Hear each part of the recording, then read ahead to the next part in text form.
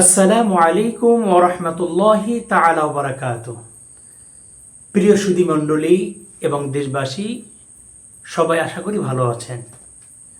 শিক্ষাই জাতির মেরুদণ্ড, education is the backbone of a nation. এই কথাটা অত্যন্ত গুরুত্বপূর্ণ এবং এটা শতসিদ্ধ কথা।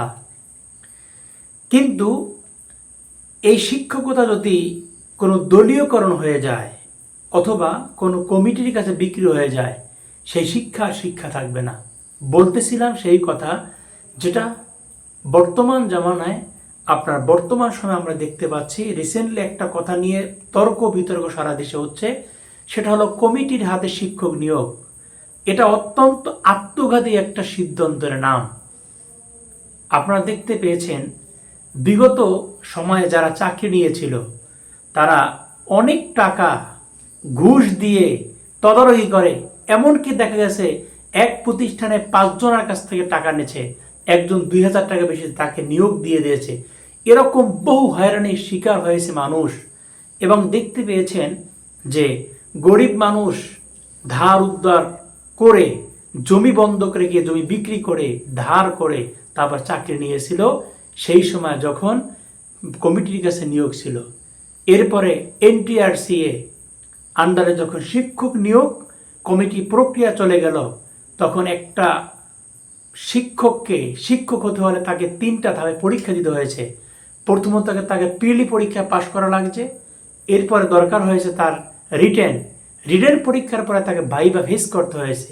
এভাবে 3টা ধাপে সে তাকে যাচাই বাছাই করে তাকে নির্ধারণ করা হয়েছিল একজন শিক্ষক হিসাবে। কিন্তু সেই অবস্থাটা যদি পরিবর্তন করে আবার সেই রমরমা ঘুষের বাণিজ্য কায়েম করা হয়, এই শিক্ষা যে গুরুত্বপূর্ণ একটা খাত, এটা লাঞ্ছিত হবে, এটা কুলুষিত হবে। এই শিক্ষা এবং জাতির দ্বারা কোনো কল্যাণ আশা করা যায় না।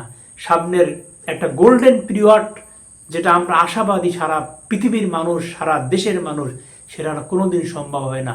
সুতরাং আমি সরকার মহোদয়কে, শিক্ষামন্ত্রী মহোদয়কে আকুল আবেদন জানাবো, এই রকম যারা বুদ্ধি আপনাদেরকে দিয়েছে এটা কোনো ভালো পরামর্শ নয়, বরং এটা জাতিকে, দেশকে, শিক্ষাকে ধ্বংস করার একটা পরিকল্পনা।